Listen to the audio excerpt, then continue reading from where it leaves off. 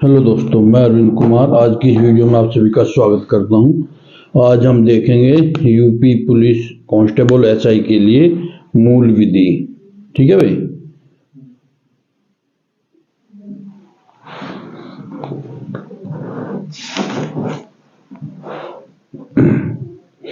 इसकी शुरुआत करते हैं हम भारतीय दंड संहिता 1860 से। ठीक है भाई। भारतीय दंड संहिता, जो भारतीय दंड संहिता है, इसे एक साधारण दंड संहिता का उपबंध कहा गया है। यह इसमें संहिता का नाम और उसका परिवर्तन का विस्तार है। भारत के भीतर किए गए अपराधों का दंड, जैसे हर व्यक्ति इस संहिता के उपबंधों के प्रतिकूल हर कार्य या लोभ के लिए जिसका वह भारत के भीतर दोषी होगा उसी संहिता के अधीन दंडनीय अनन्य नहीं है। ठीक है। भारत से परे किए गए किंतु उसके भीतर विधि के अनुसार विचारणीय अपराधों का दंड। राज्य के क्षेत्रीय अपराधों की दंड संहिता का विस्तार, यानी भारतीय क्षेत्र में जो राज्य आते हैं उनमें किए गए दंडों के लिए जो विधान है, जो प्रक्रिया है, वो सब इसी में निहित है। ठीक है। कुछ विधियों पर इस अधिनियम का प्रभाव नहीं पड़ता। जैसे अधिनियम में कोई बात भारत सरकार की सेवा के अफसरों, सैनिकों, नौसैनिकों, वायु सैनिकों या विद्रोह और अभिजन्य दंड करने वालों के किस अधिनियम के उपबंध या किसी विशेष या स्थानीय विधि के उपबंध पर प्रभाव नहीं डालेगी। ठीक है भाई। ये कहा गया है भारतीय दंड संहिता में।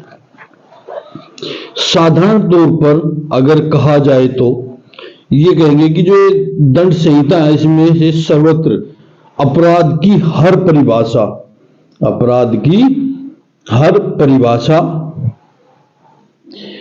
प्रत्येक दंड उपबंध और ऐसी परिभाषाएं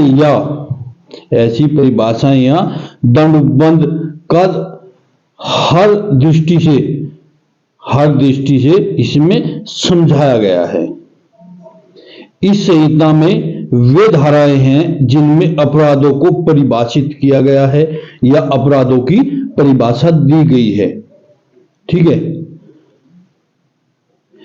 इसमें अभिव्यक्ति किसी चीज की जगह 7 वर्ष से कम आयु के शिशु ऐसे अपराध नहीं कर सकते, इसमें जो दिया गया है, किंतु परिभाषाएं उस साधारण अपवाद के अधीन समझी जाएंगी जिनमें यह उपबंधित है कि कोई बात जो 7 वर्ष से कम आयु के शिशु द्वारा की जाती है अपराध नहीं है।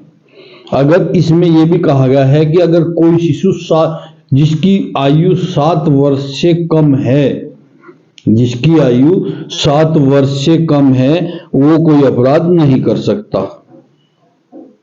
ठीक है। इसमें कहा गया कि एक पुलिस अधिकारी वारंट के बिना या तो जिसने हत्या की है पकड़ लेता है या अपराध का दोषी नहीं है, क्योंकि वह यह को पकड़ने के लिए विधि द्वारा आबंधित था और इसलिए यह मामला उस साधारण अपवाद के अंतर्गत आ जाता है जिससे यह उपबंधित है कि कोई बात वह अपराध नहीं है जो किसी ऐसे व्यक्ति द्वारा की जाए जो उनके लिए विधि द्वारा आबंधित हो। ठीक है भाई।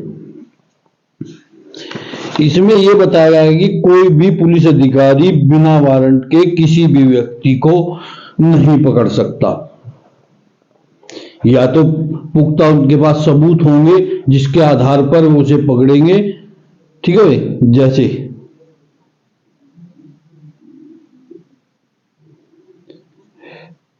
पुरुष शब्द किसी भी आयु के मानव नर का घोतक है, स्त्री शब्द किसी भी आयु के का घोतक है।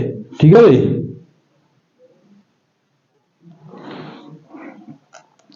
सरकार शब्द केंद्रीय सरकार या किसी राज्य सरकार का घोतक है। भारत से जम्मू कश्मीर राज्य के सिवाय भारत का क्षेत्रीय अभिप्राय है। न्यायाधीश शब्द न केवल हर ऐसे व्यक्ति का घोतक है जो पद के रूप से न्यायाधीश अभिहित हो, किंतु हर व्यक्ति का भी घोतक है। इसमें कुछ ये परिभाषाएं दी गई हैं। ठीक है भाई, चलिए आज हम अपना स्टार्ट करते हैं अभी भारतीय दंड संहिता 1860 को। भारतीय दंड संहिता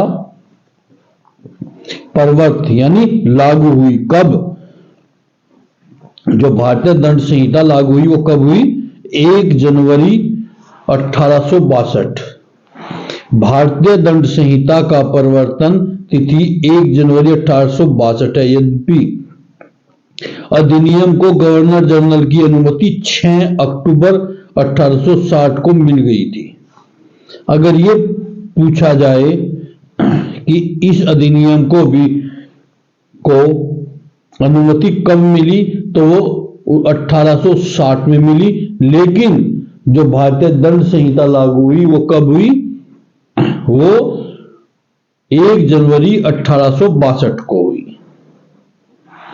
भारतीय दंड संहिता का समुद्र के क्षेत्राधिकार खालिस्तान तक फैलाव हुआ है 12 समुद्री मील। इसे 12 नॉटिकल मील भी कहा जाता है।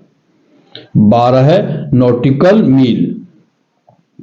क्षेत्रीय सागर की दूरी आधार रेखा के शेष सागर की ओर नापी जाती है, जो मानते 12 समुद्री मील तक होती है। अतः भारतीय दंड संहिता का समुद्र में क्षेत्राधिकार 12 समुद्री मील तक फैला है। भारतीय दंड संहिता का क्षेत्राधिकार धारा 1 के अंतर्गत प्रदान किया गया है, जो पूरे भारत में फैला हुआ है। यह संहिता क्षेत्राधिकार को 3 श्रेणियों में बांटती है: अंतः क्षेत्रीय अधिकार और अतिरिक्त क्षेत्रीय अधिकार और नौवहन क्षेत्रीय अधिकार। जो अंतर क्षेत्रीय अधिकार है वो धारा 3 में है। अतिरिक्त क्षेत्रीय अधिकार धारा 3 व 4 में है और नौवहन क्षेत्राधिकार धारा 1 में है। ठीक है भाई, देगा धारा 1 में है।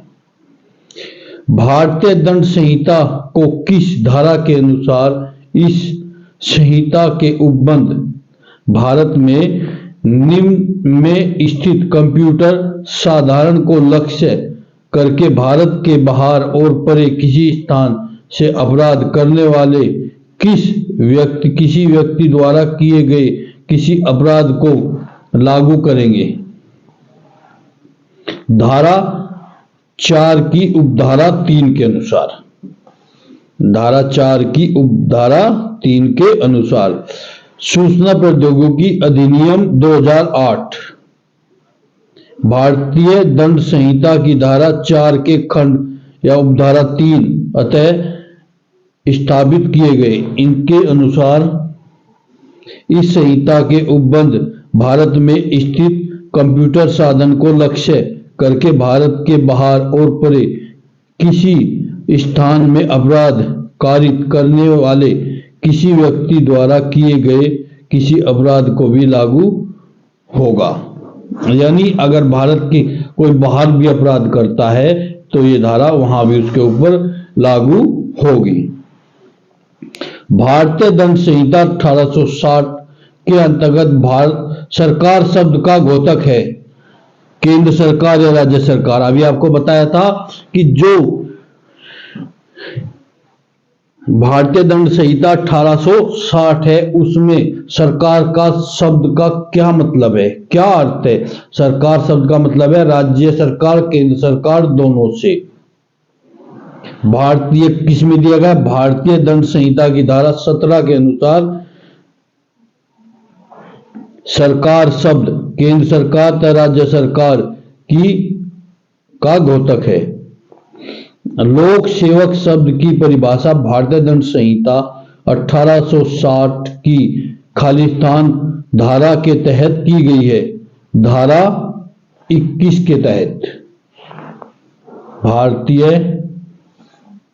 दंड संहिता की धारा 21 के अंतर्गत लोक सेवक को परिभाषित किया गया है, जिसके अंतर्गत जिसके अंतर्गत जिम्मेवारी वाले पद पर आसीन व्यक्ति द्वारा जनता अथवा लोक की सेवा की जाती है। धारा 17 के अंतर्गत सरकार को तथा धारा 24 के अंतर्गत बेईमानी को परिभाषित किया गया है। इसी प्रकार धारा 32 के अंतर्गत कार्यों का निर्देश करने वाले शब्द को निर्देशित अवैध लोप के संबंध में प्रस्तावित किया गया है। आईपीसी की धारा 24 को परिभाषित किया गया है बेईमानी के लिए यानी आईपीसी इंडियन पेनल कोड अर्थात भारतीय दंड संहिता की धारा 24 बेईमानी को परिभाषित करती है। धारा 24 के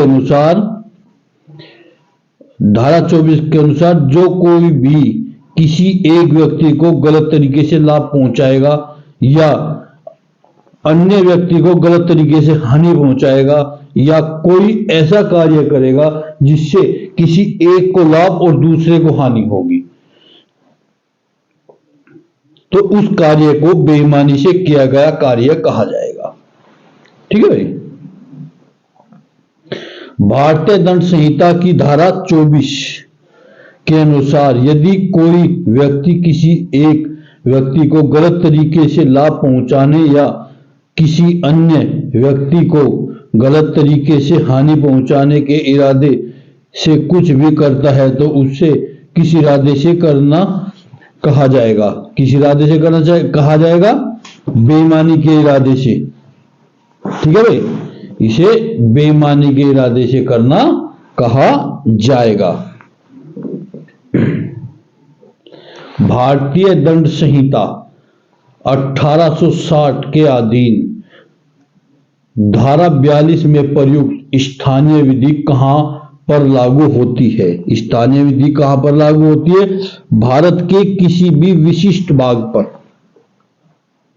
स्थानीय विधि लागू होती है। भारत के किसी भी विशिष्ट भाग पर भारतीय दंड संहिता 1860 की धारा 42 में स्थानीय विधि को परिभाषित किया गया है। इसके अनुसार स्थानीय विधि वह विधि है जो भारत के किसी विशिष्ट भाग पर ही लागू होगी। स्थानीय विधि किसी विशिष्ट भाग पर ही लागू होती है। भारतीय दंड संहिता के अधीन कितने प्रकार के दंडों की व्यवस्था की गई है? भारतीय दंड संहिता के अधीन कितने प्रकार के दंडों की व्यवस्था की गई है? 5 प्रकार के दंडों की व्यवस्था की गई है। सार के आधार धारा 53 के तहत 5 प्रकार के दंड हैं। पहला मृत्युदंड, दूसरा आजीवन कारावास, तीसरा कारावास जो 2 प्रकार के हैं, एक तो कठोर और एक सादा, तीसरा संपत्ति का संहरण और 5वां जुर्माना। इस धारा में एक और प्रकार की सजा का प्रावधान था जिसे काला पानी की सजा कहते थे, जिसे वर्ष 1949 में समाप्त कर दिया गया। काले पानी की सजा को वर्ष 1949 में समाप्त कर दिया गया। भारतीय दंड संहिता आईपीसी की धारा 53 में कितने प्रकार के 53 किस विषय से संबंधित है? दंड से। किस विषय संबंधित है? दंड से। किस प्रकार के दंड से? इसमें यह बताया गया है कि इस इंडियन पेनल कोड भारतीय दंड संहिता में कितने प्रकार के अपराधों का वर्णन है, उनके विषय में बताया गया है। प्रत्येक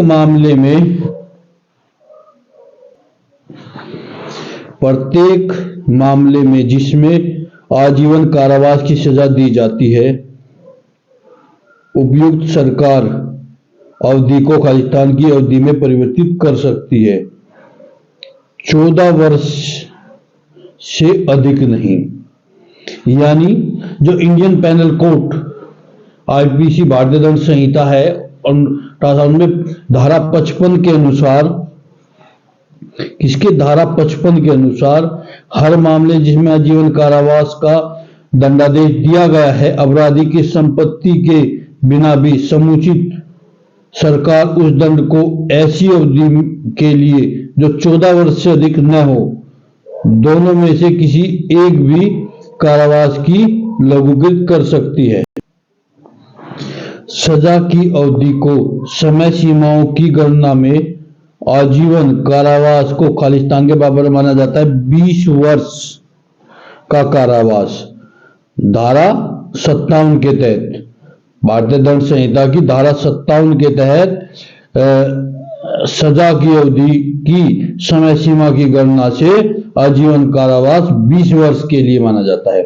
भारतीय दंड संहिता की कौन सी धारा यह कहती है कि दंड की अवधि की गणना करने में आजीवन कारावास को 20 वर्ष के कारावास के तुल्य गिना जाता है? धारा 57।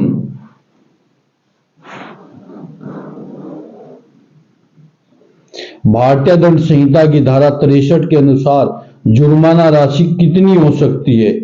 असीमित। अगर किसी कानून में अपराध के लिए जुर्माने की निश्चित राशि का उल्लेख न हो तो इस स्थिति में दंड संहिता, भारतीय दंड संहिता की धारा 63 जुर्माने की रकम का उल्लेख करती है। धारा के अनुसार जहां किसी भी अभियुक्त व्यक्त नहीं की गई है जितने तक आर्थिक दंड या जुर्माना हो सकता है, वह अपराधी जिस रकम की आर्थिक दंड माने का उत्तरदायी है असीमित है, किंतु अत्यधिक नहीं होगी। ठीक है, अत्यधिक नहीं होगी।